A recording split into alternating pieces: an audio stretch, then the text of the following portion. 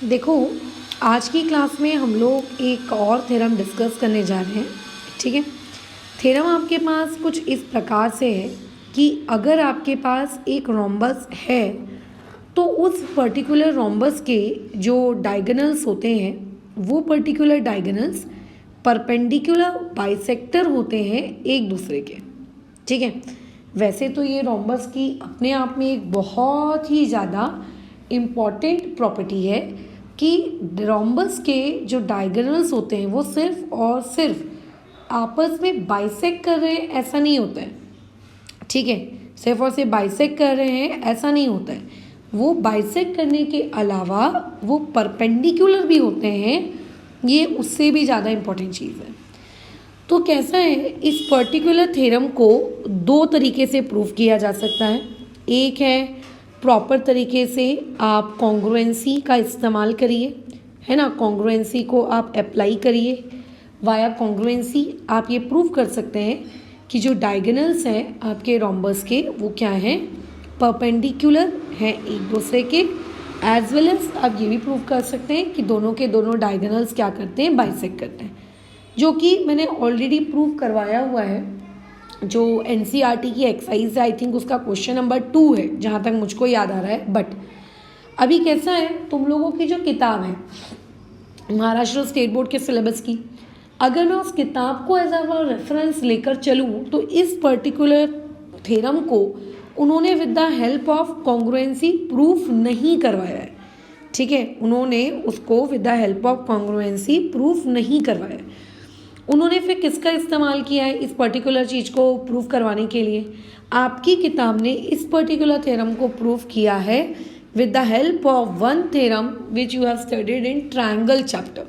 यहाँ पे उसने ट्रायंगल चैप्टर का जो थ्योरम है, ट्रायंगल चैप्टर के थ्योरम को बेसिकली यूज़ किया है और इस पर्टिकुलर थ्योरम को उन्होंने क्या किया है, प्रूफ किया है। ठीक है, इस पर्टिकुलर थ्योरम को उन्होंने प्रूफ किया है। तो ऐसा नहीं है कि आपकी किताब में जो तरीका बताया गया है वो इकलौता तरीका है इस पर्टिकुलर चीज़ को प्रूव करने का। इवन जब तुम क्लास 12th में जाओगे ना तो वहाँ पे क्लास 11-12th में आप वेक्टर्स नामक एक चीज़ पढ़ोगे। ठीक है, आप वहाँ पे वेक्टर्स नामक एक चीज़ पढ़ोगे तो उस वेक्टर वाले चैप्टर में भी तुम्हें पता है आप क्या कर सकते हो, इस चीज़ को प्रूव कर सकते हो। बल्कि आई थिंक मेरे हिसाब से क्लास 12th की किताब में ये चीज़ है भी थ्योरम के रूप में। तो तुम ये समझो कि आपकी जो हायर स्टडीज़ है, हायर स्टडीज़ की जो पढ़ाई है ना, आप उन पढ़ाई के वाया भी इस पर्टिकुलर थ्योरम को प्रूव कर सकते हो। बट अभी मैं ये मान के चल रही हूँ ना कि आप 9th क्लास में हैं, मान के क्या चलना यार, 9th में ही हो, तो 9th में तो वेक्टर्स वगैरह तो सुना भी नहीं होगा अच्छे से। तो ऐसे केस में फिर तुम इस पर्टिकुलर क्वेश्चन को कैसे प्रूव करोगे? तो इस पर्टिकुलर क्वेश्चन को प्रूव करने के लिए, ठीक है, हम लोग क्या करने वाले हैं बताओ? हम लोगों की महाराष्ट्र बोर्ड की जो क्लास 9th की किताब है, ठीक है, उस क्लास 9th की किताब में जो थ्योरम्स दिए हुए हैं ट्रायंगल चैप्टर में, उस पर्टिकुलर ट्रायंगल चैप्टर को हम लोग क्या करेंगे, यूज़ करेंगे। ठीक है, चलो पहले मैं आपको दिखा देती हूँ कि मैं किस पर्टिकुलर थ्योरम की बात कर रही हूँ, फिर हम लोग इस क्वेश्चन में आते हैं। तो कहाँ गई भाई, ये रही तुम लोगों की ज्योमेट्री की किताब। ये पर्टिकुलर थ्योरम हम लोग अभी प्रूव करने जा रहे हैं। ठीक है, मैं इसका प्रॉपर तरीके से प्रूफ बताऊंगी, बट इसको प्रूफ बताने से पहले आप अपन थोड़ा सा अपना ट्रायंगल चैप्टर ओपन कर लेते हैं। कहाँ है ट्रायंगल चैप्टर? ठीक है, लेट्स से ये रहा वो पेज। अब देखो, ये तुम्हें शायद याद होगा, मैंने तुम लोगों को ये दो थ्योरम्स पढ़ाए थे। एक था परपेंडिकुलर बाइसेक्टर थ्योरम का पार्ट 1 और एक था परपेंडिकुलर बाइसेक्टर थ्योरम का पार्ट 2। बस एक्चुअली हम लोग इसी पर्टिकुलर थ्योरम को अभी यूज़ करेंगे आपके क्वाड्रिलेटरल के थ्योरम को प्रूफ करने के लिए। ठीक है ना? अच्छा देखो क्या बोला जा रहा है इसमें, एक एक करके लाइन को पढ़ते और इसके मीनिंग को समझने की कोशिश करते हैं। बोल रहा है कि every point on the perpendicular bisector of a segment, मतलब आपके पास एक सेगमेंट है, लेट्स से आपके पास एक सेगमेंट है सी से लेकर डी। इस सेगमेंट पे आपका क्या है, आपने एक परपेंडिकुलर बाइसेक्टर बनाया। ठीक है, इस पर्टिकुलर सेगमेंट पे आपने क्या ड्रॉ किया, परपेंडिकुलर बाइसेक्टर। लेट्स से ये आपका परपेंडिकुलर बाइसेक्टर है।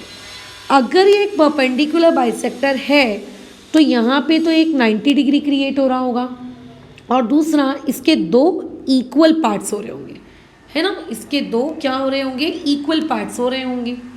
अब देखो आपको इस पर्टिकुलर क्वेश्चन में प्रूफ क्या करना है कि अगर किसी भी लाइन का, किसी भी सेगमेंट का परपेंडिकुलर बाइसेक्टर बनाया जाए तो उस परपेंडिकुलर बाइसेक्टर का जो टॉप पॉइंट होता है, ठीक है, उस परपेंडिकुलर बाइसेक्टर का जो टॉप पॉइंट होता है, उस टॉप पॉइंट से आप नीचे की सेगमेंट को ज्वाइन करें, ठीक है, आप उस टॉप पॉइंट से नीचे के दूसरे सेगमेंट के कॉर्नर को ज्वाइन करें तो आप ये देखेंगे कि जितना डिस्टेंस इस सी को ज्वाइन करने पे आया वही सेम डिस्टेंस उस पॉइंट डी को ज्वाइन करने पे भी मिल रहा है। इसका मतलब इस टॉप पॉइंट से ये दोनों के दोनों एंड पॉइंट्स क्या हैं, इक्वी डिस्टेंट है। इक्वी डिस्टेंट का मतलब क्या होता है, इक्वल डिस्टेंस पर है, ठीक है। आप कभी भी किसी भी सेगमेंट का अगर परपेंडिकुलर बाइसेक्टर ड्रॉ करते हैं तो वो परपेंडिकुलर बाइसेक्टर हमेशा, ठीक है, हमेशा उसका जो टॉप पॉइंट रहेगा उससे सेगमेंट के दोनों एंड पॉइंट्स हमेशा क्या रहेंगे, इक्वल डिस्टेंस पर रहेंगे। ये था इस पर्टिकुलर थ्योरम का पार्ट 1। अब इसी पर्टिकुलर थ्योरम का हम पार्ट 2 देखते हैं। देखो पार्ट 2 बेसिकली ऊपर लिखे हुए थ्योरम का कन्वर्स है, ठीक है। पार्ट 2 जो है वो बेसिकली ऊपर लिखे हुए थ्योरम का क्या है, कन्वर्स है। क्या लिखा है आपको ऊपर थ्योरम में, जो कि एक लाइन सेगमेंट थी और आपने उस पर्टिकुलर लाइन सेगमेंट का एक परपेंडिकुलर बाइसेक्टर बनाया, ऐसा उस पर्टिकुलर क्वेश्चन में लिखा था। डन। तो ये आपकी एक क्या है, लाइन सेगमेंट है। डन। इस बार मैं ये कह रही हूँ कि परपेंडिकुलर बाइसेक्टर मत बनाओ, बस एक नॉर्मल सी लाइन बनाओ, एक नॉर्मल सी लाइन, ठीक है, एक नॉर्मल सी लाइन जो कि हमारे नीचे वाली सेगमेंट पी क्यू के ऊपर चढ़कर खड़ी है। अब आपने क्या किया, दोनों कॉर्नर से इसका डिस्टेंस मेजर किया। इस कॉर्नर से कितना डिस्टेंस है और इस कॉर्नर से कितना डिस्टेंस है। आप आपके क्वेश्चन में आप गिवन ये बता रहे हो कि ये जो डिस्टेंस नंबर 1 होगा और ये जो डिस्टेंस नंबर 2 होगा, इस पर्टिकुलर टॉप पॉइंट से ये डिस्टेंस नंबर 1 और ये डिस्टेंस नंबर 2 क्या होंगे, आपस में इक्वल होंगे, है ना। ये डिस्टेंस नंबर 1 और ये डिस्टेंस नंबर 2 आपस में क्या होंगे, इक्वल होंगे। डन। ये आप गिवन दे रहे हो। पिछली बार आपने जो पार्ट 1 का थ्योरम पढ़ा था उसमें आपने क्या कहा था, गिवन डेटा आपके पास क्या था कि आपके पास एक सेगमेंट है और सेगमेंट का परपेंडिकुलर बाइसेक्टर है आपके पास सेगमेंट का क्या है, परपेंडिकुलर बाइसेक्टर है, बराबर, याद आ रहा है। और आपको टू प्रूव ये करना था पिछली बार कि वो दोनों डिस्टेंस D1 और D2 इक्वल होंगे। इस बार हम उसका कन्वर्स कर रहे हैं। कन्वर्स का मतलब पूरी तरीके से उल्टा। तो इस बार आपको ये बोला गया है कि डिस्टेंस आपके इक्वल है, तो आपको इस बार ये चीज़ प्रूव करनी है क्या, कि वो जो लाइन है वो लाइन ज़रूर परपेंडिकुलर बाइसेक्टर ही रही होगी। मतलब अगर आपको पहले से कोई चीज़ परपेंडिकुलर बाइसेक्टर दी है तो इसका मतलब ज़रूर डिस्टेंसेस दोनों इक्वल रहे होंगे उस टॉप पॉइंट से। और अगर आपको पहले से टॉप पॉइंट इक्वल दिया हुआ है, इसका मतलब लाइन आपकी ज़रूर क्या रही होगी, एक परपेंडिकुलर बाइसेक्टर रही होगी, ठीक है। तो ये वाला जो इसका पार्ट 2 है, ये परपेंडिकुलर बाइसेक्टर थ्योरम का जो पार्ट 2 है, इस पर्टिकुलर पार्ट 2 को अभी हम इस्तेमाल करेंगे आपके इस पर्टिकुलर थ्योरम को प्रूफ करने के लिए। नो डाउट ये question with the help of congruency भी किया जा सकता है, बट आपके महाराष्ट्र बोर्ड में इस पर्टिकुलर क्वेश्चन को वाया कॉन्ग्रुएंसी नहीं करवाया गया, तो मैं भी इसको वाया कॉन्ग्रुएंसी नहीं करवा रही हूँ। अदरवाइज मैंने यही सेम क्वेश्चन 9 CBSE को वाया कॉन्ग्रुएंसी करवा के दिया है, ठीक है ना। चलो, तो क्या बोल रहा है, फर्स्ट ऑफ ऑल कि आपके पास एक क्वाड्रिलैटरल है जिसका नाम है रोम्बस। ओके, तो ये हम लोगों ने रोम्बस को ड्रॉ कर दिया, A point, B point, C point, D point. देखो अगर आपके पास एक रोम्बस है तो नो डाउट उसकी ऑल साइड्स क्या होंगी, इक्वल होंगी। तो यहाँ पे अगर मैं गिवन इन्फॉर्मेशन की बात करूँ तो गिवन इन्फॉर्मेशन मेरे पास ये है कि क्वाड्रिलैटरल ABCD बेसिकली हम लोगों का क्या है, एक रोम्बस है। डन। अगर रोम्बस है तो चारों साइड्स इक्वल होंगी, ये एक फैक्ट है, इसको आपको अलग से गिवन में मेंशन करने की ज़रूरत नहीं है। क्वेश्चन में बोल रहा है कि डायगोनल्स ऑफ अ रोम्बस, मतलब इस पर्टिकुलर रोम्बस के पास डायगोनल्स है, तो इसकी डायगोनल्स बना लो। ये बना ली मैडम हमने, ये बना ली पहली डायगोनल, ये हमने बना ली इसकी दूसरी डायगोनल। तो यानी कि इस पर्टिकुलर क्वेश्चन में AC एंड BD उस पर्टिकुलर रोम्बस की क्या है, दोनों डायगोनल्स हैं। ठीक है, दैट्स वेरी कूल।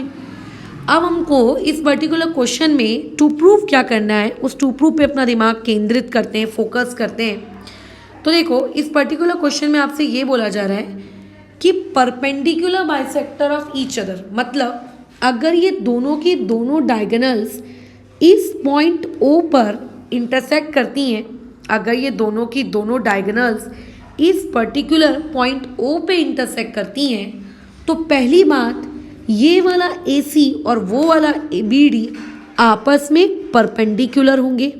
पहली चीज़ तो आपको ये प्रूव करनी है ना, कि ये लोग आपस में क्या होंगे, परपेंडिकुलर होंगे। और दूसरी चीज़ आपको यहाँ पे ये प्रूव करनी है कि ये डायगोनल्स आपस में एक दूसरे को परपेंडिकुलरली इस तरीके से काट रही हैं। ठीक है, ये परपेंडिकुलरली आपस में एक दूसरे को इस तरीके से काट रही हैं कि दोनों के बराबर बराबर टुकड़े हो रहे हैं। ये वाला AO ये वाले CO के बराबर है ना। अच्छा, और उसके बाद ये वाला BO आपके ये वाले OD के बराबर है। ये आपको प्रूफ करना है। ठीक है, मतलब सिर्फ इतना प्रूफ कर देना कि वो आपस में परपेंडिकुलर है नहीं चलेगा, आपको ये भी प्रूफ करना पड़ेगा कि वो दोनों क्या है, परपेंडिकुलरली बाइसेक्ट हो रही हैं। ठीक है, AO और CO के इक्वल टुकड़े हो रहे हैं। ठीक है, तो बेसिकली क्या होना चाहिए कि AC को बाइसेक्ट किया गया है, AC इज बाइसेक्टेड।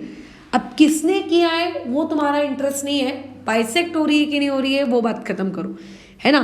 तो यानी कि हमको ये लिखना है कि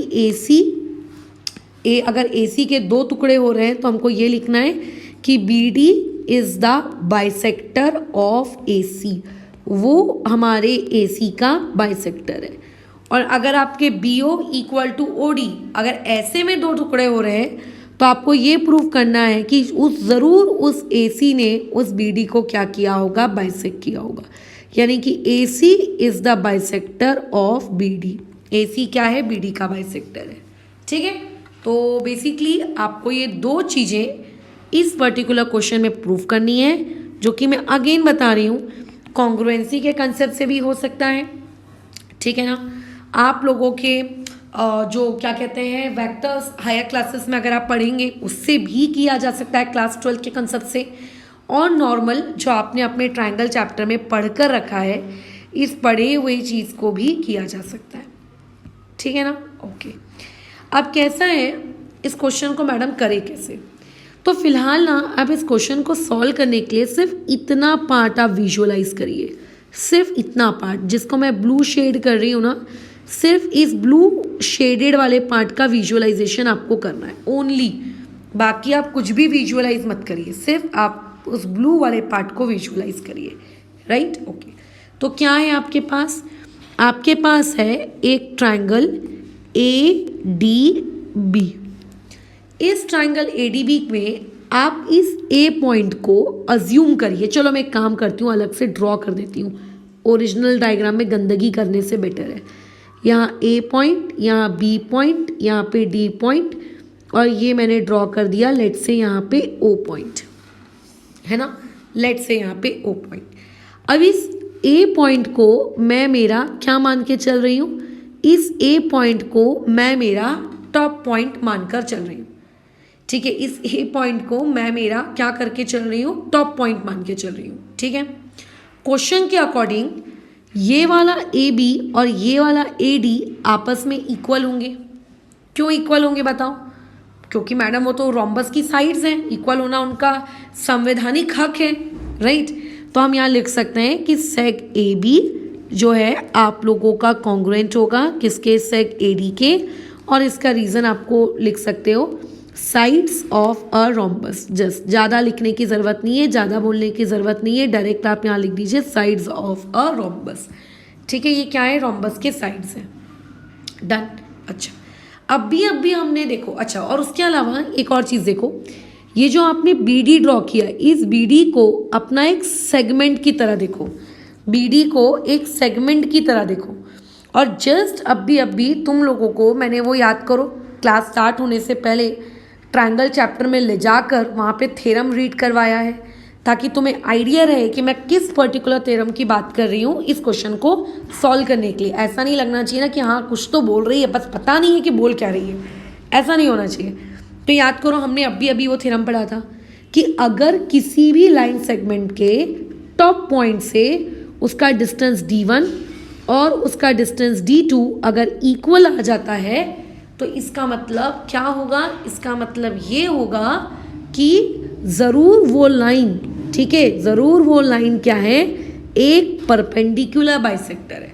तो देखो, अगर मैं BD को मेरा सेगमेंट मानूं और A को अगर मैं मेरा टॉप पॉइंट मानूं, तो उस टॉप पॉइंट से B तक का डिस्टेंस, उस टॉप पॉइंट से D तक का डिस्टेंस तुम्हें नहीं लगता है इक्वल आएंगे? हाँ यार, बिल्कुल इक्वल आएंगे, है ना। तो हम यहाँ लिख सकते हैं बहुत ही बेहतरीन तरीके से वो ये, ठीक है, कि आप लोगों का वो जो थ्योरम था जो आपने पढ़ा था, क्या पढ़ा था कि एवरी पॉइंट, ठीक है, वो थ्योरम की स्टेटमेंट ना जो आपको मैंने दिखाई थी वो आपको याद करनी पड़ेगी। Every point which is equi distant, ठीक है, which is equi distant from and points, जो एंड पॉइंट से क्या है, इक्वी डिस्टेंस है ना, ऑफ अ सेगमेंट, किसी भी सेगमेंट के एंड पॉइंट से अगर कोई चीज़ें इक्वी डिस्टेंट है, is on the perpendicular bisector, is on the perpendicular bisector, ठीक है, वो उस पर्टिकुलर सेगमेंट का क्या रहा होगा, ज़रूर परपेंडिकुलर बाइसेक्टर रहा होगा। मैं आपको परपेंडिकुलर बाइसेक्टर का जो परपेंडिकुलर है उसका सिर्फ सिंबल बना के दे रही हूँ, बट आपको सिर्फ सिंबल नहीं बनाना है, आपको प्रॉपर तरीके से परपेंडिकुलर की स्पेलिंग लिखनी है, ठीक है। तो इस पर्टिकुलर थ्योरम के अकॉर्डिंग, इस पर्टिकुलर थ्योरम के अकॉर्डिंग वो जो A पॉइंट है, जो टॉप पॉइंट है, और वो उससे जो लाइन बन रही है जिसका नाम है AO, आप कह सकते हो कि AO is the perpendicular bisector, AO is the perpendicular bisector. ये परपेंडिकुलर बाइसेक्टर है किसका, आपके BD का, है ना, बराबर AO। अब देखो, तुम अगर देखो ध्यान से तो A पॉइंट के बाद आता है O पॉइंट और O पॉइंट के बाद आता है C पॉइंट। यानी कि मैं ये कहना चाह रही हूँ कि A, O और C आपस में कोलिनियर है। तो AO लिखने की जगह तुम ये भी तो लिख सकते हो AC is the perpendicular bisector, right. अगर AO उस BD को कट कर रहा है तो AO नाम लिखने के बजाय तुम AC भी तो लिख सकते हो, क्योंकि वो तीनों पॉइंट्स क्या हैं, कोलिनियर हैं। तो आप A की जगह C, या फिर मैं कहूँ O की जगह C आप लिख सकते हो। और आई थिंक हमको यही प्रूव करना था ना, देखो कि प्रूव करना था कि AC बाइसेक्टर होना चाहिए BD का। तो देखो ये प्रूफ हो गया कि AC बाइसेक्टर है BD का। और आई थिंक देखो आपको यही प्रूफ करना था कि AC परपेंडिकुलर भी होना चाहिए BD के। तो देखो ये प्रूफ भी हो गया कि AC परपेंडिकुलर भी है BD के।